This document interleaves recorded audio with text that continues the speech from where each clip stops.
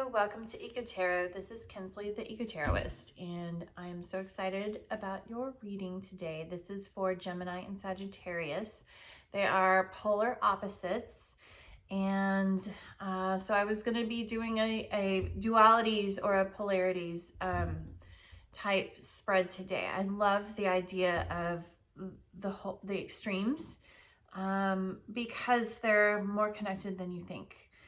There are two patterns of consciousness, just two different ways of understanding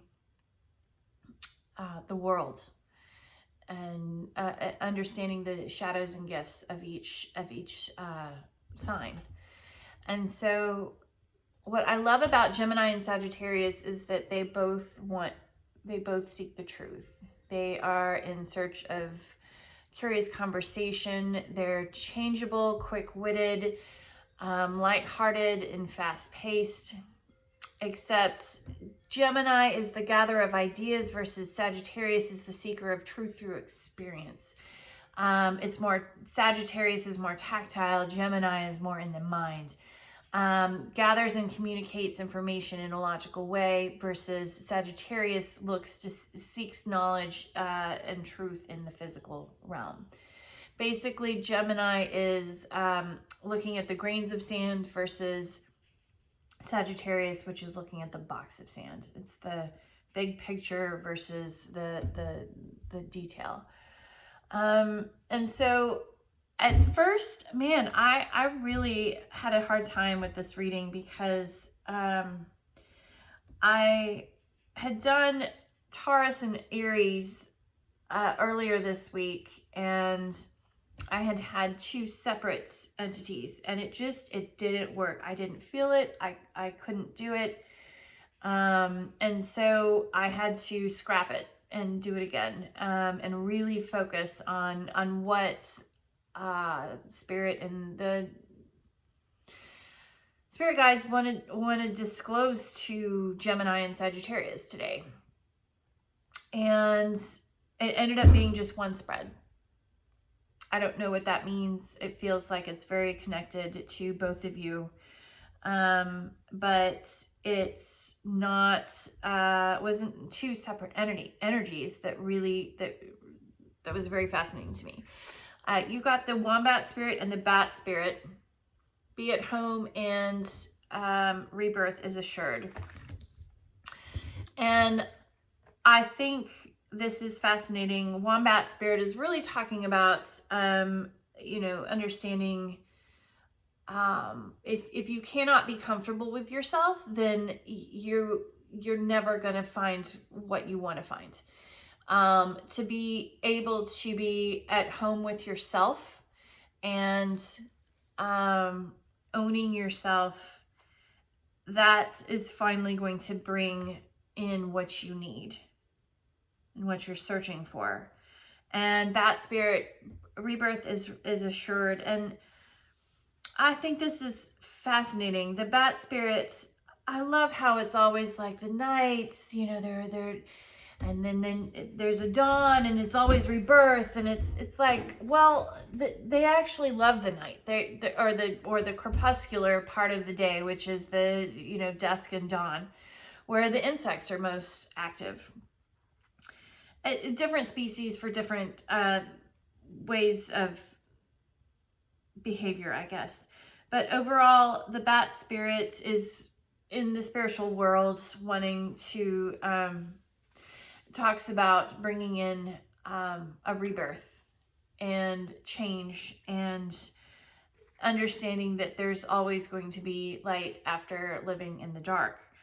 And so that's fascinating to me, to be able to be comfortable with yourself. And maybe the darkness part of your life was not being comfortable with yourself, was feeling like you were inadequate.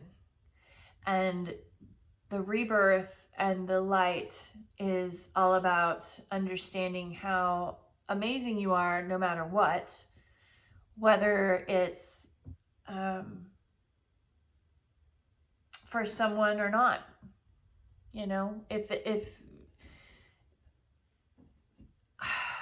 I mean, maybe I'm bringing my own personal life into this, but it feels like a rejection kind of experience. And it's like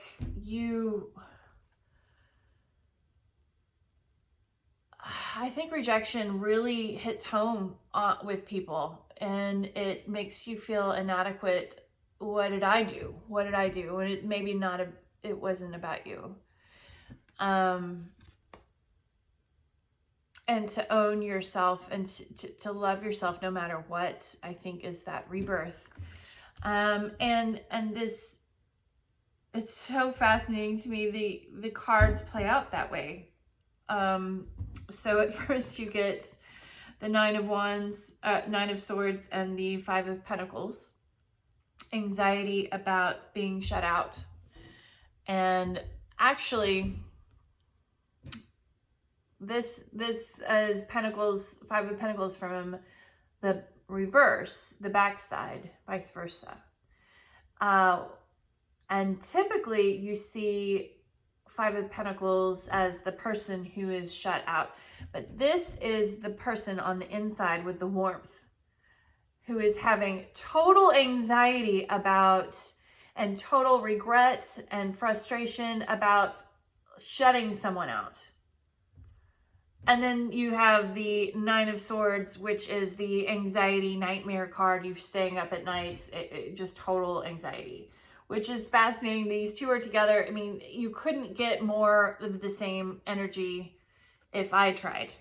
I don't think any two other energies match up better than the Five of Pentacles from the inside, the regret, the what have I done? You see him, he's put his hands over his head, he's in the warmth. And the other one is outside, cold. And he's like, oh my God, I just, how could I have done that? And you're staying up at night thinking about this. There's anxiety associated. And then with that, you've got the Cross and the House from the Lenormand deck. And these are, the Cross is about duty and conviction and suffering and burden and intolerance and dogma. And the House, though, is home and immediate family. And so it's almost as if duty and conviction and suffering. You are absolutely, okay, so somebody, whether it's you or an energy around you, has some serious regret and anxiety around a decision that they made around the home and family, and there's suffering around it, and almost, I don't know, is this a burden and that's why they made this decision? Or is it they now feel that it's a burden weighing on their soul, like these two cards represent? But there's this duty and conviction too that's really interesting. Okay, so let's just see how this plays out, because you've got the Ten of Cups and the Four of Wands from behind, reverse. And this is beautiful energy, by the way. This is sunshine and rainbows. Rainbows and sunshine. This is about having basically the happiness, the absolute happiness, the ultimate happiness together. And these two people are those people. And it's the Four of Wands is not just celebrations, but it's the it's been known to be the 1111 card. So it is also a absolute connection and soulmate connection. And And here it's a little more, it's not as sunny as, you know, the sun shining upon you. There's this, you can see the sun in the background. But there's this still love of togetherness and acceptance. And that's accompanied by the star and the bear from the Lenormand deck. And the star is hope and optimism, spirituality, dreams, progress to goals. And the bear is power. I always think of this as mama bear. Dominance, boss, leadership, strength of character. And so to me, this is a very straightforward portion of the energy of really protective of your hopes and dreams associated with the 10 of Cups life, and something with a soulmate connection, the 1111 card. And so yeah, there's this protection here around basically wish fulfillment in a beautiful, wonderful connection. And then you have, so this connection is surrounded by anxiety and heartbreak. Wow, this is very fascinating to me. Okay, so you've got 3 of Swords from behind and the 7 of Swords from the forward facing, coupled with the Coffin and the Key from the Lenormand. And absolutely this is heartbreak, but looking at it from, I survived the heartbreak. And this is walking away.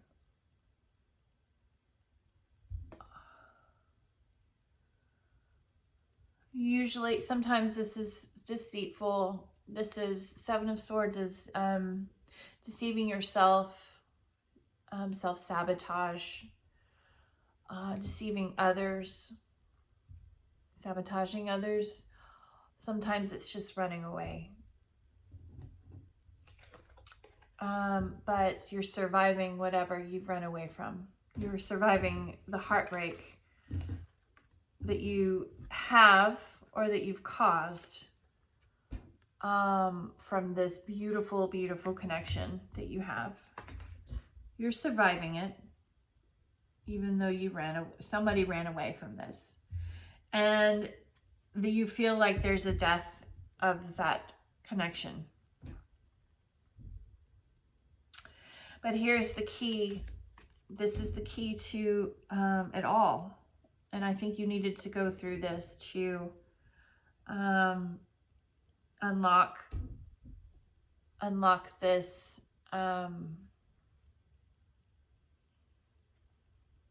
it's the key to unlocking achievement and liberation. It's unlocking your soul and unlocking your self-esteem, actually, because I think in accepting who you really are from this experience,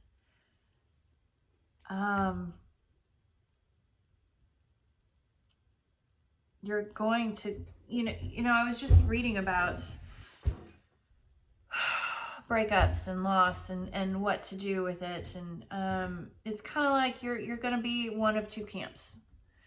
You're going to either be the person who is on the camp or on the side of things that oh, this always happens to me, this sucks, I don't know what to do, I'm going to wallow in it, and doesn't do anything about it. And then you have the camp of do something about it, where you have this opportunity. You have to look at loss as an opportunity for growth and for self-exploration and for understanding why you do things you do and why other people do the things that they do. It's empathy. It's throwing in an understanding of of, it's looking at loss as an opportunity to grow. Looking at loss as an opportunity to grow into something better, into something more resilient. Or you could just wallow in it. And I think this energy, oh man, like I said, it's this beautiful connection. And it's absolutely, there's loss and rejection and leaving. Rejection on one side. This is all about rejection. And there's anxiety and regret of loss on the other. God, that's so crazy. And I feel like, am I manifesting this? Is this a reading for me? But it's, I mean, I was really channeling a Gemini Sagittarius combination here. And so maybe I'm putting my own spin on things. I don't know. But I'm just seeing this. There was this burden at home that you felt like you had to contain and continue your home life. And maybe that's why you broke up. And you felt that there was a death in that connection. And that's why you left. Yeah, the breakup. But it's your salvation. The salvation lies in the action that you took. Whether it's to preserve whatever beautiful connection there was, or to ensure that there's a beautiful connection in the future with someone else or the same person. I don't know. But it's the important thing to understand is to own yourself and be at home in your own skin, and to understand that the key is in your rebirth is the very action that you feared that would happen, the very action that you have anxiety and stress over. Everything is meant for a reason. I am fully 100% believing that. And I hate it to think about, well, there are babies dying and starving all over the place. Is that happening for a reason? Do they deserve that? No, they don't. And absolutely, there are horrors in this world that cannot and should not happen, but they do. And I think there's free will associated with that. You're meant to do certain things. Things happen for a reason, but you always have the free will to do what you need to do, and to not make a decision or to make a decision. Your underlying here is the Four of Swords. It's a very healing, and well, this side of the Four of Swords is actually so dead and kaput that you don't even have the strength to deal with the fire behind you. And you're done. You're done. But then there's this fire behind you. But there's this, there's this Knight, there's this Page of Wands, and then there's this energy of the Nine of Cups behind. And that's really interesting because you're done, but there's maybe a little spark, and your independence, and maybe that's good to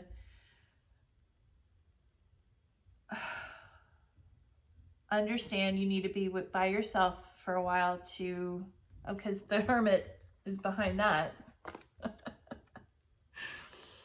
And the World, oh my God. And then a new beginning, Ace of Pentacles. Wow.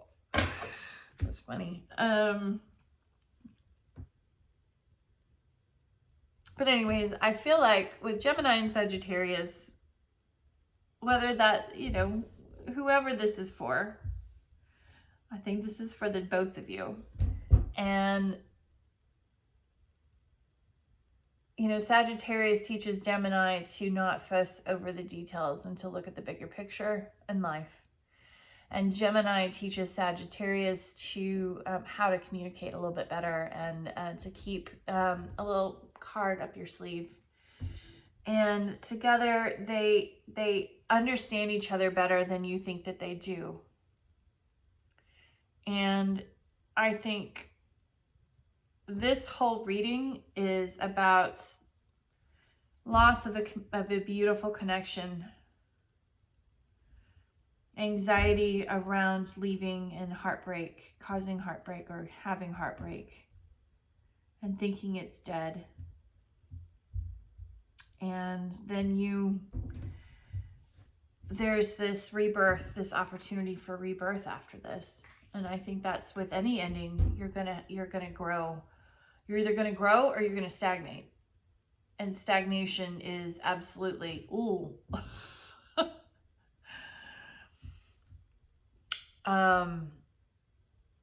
It's wallowing. And you can only do that for so long. And so growth begins with acceptance and understanding that the key to liberation is fully loving yourself for all of its flaws, fully understanding yourself, fully loving yourself. And whether that's getting the help you need, whether that's, you know, doing inner child work, doing parts work. But I'm trying to think if I should clarify anything.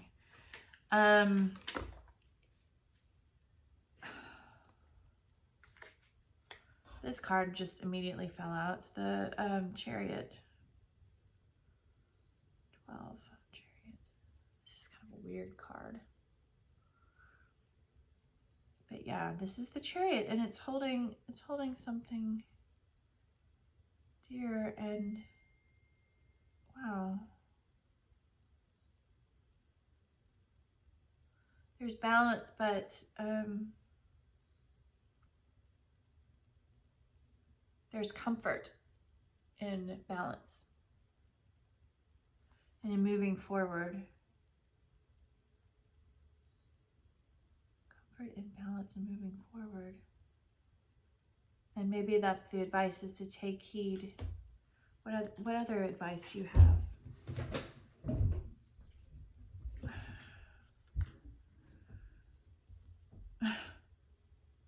The Magician. Manifest. Be okay with being single, manifest. Four of Cups. And the Star. Try to not be the Four of Cups. Try to see this as a gift.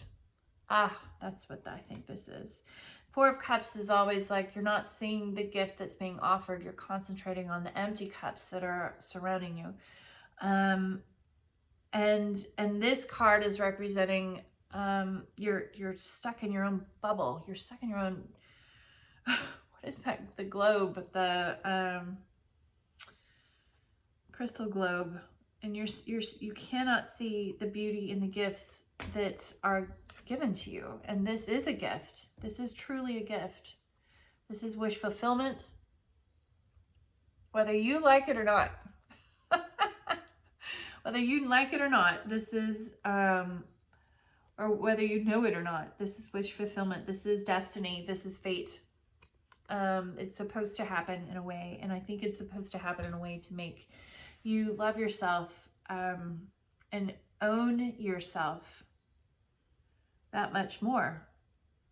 You had too many lessons to learn still with self-esteem and or heartbreak and being okay with whoever you are if you've caused heartbreak, or being okay with whomever you are if you are receiving heartbreak. It's either way. I don't know how this plays out for you, but you know, you also have this butterfly card as the spirit, as the underlying, which is almost, I mean, it's transformation and rebirth. Absolutely. You can't get much more straightforward than that. Anyways, I hope this reading was interesting to you, and I hope you and Gemini and Sagittarius, I hope you have a great day. Thanks. Love you.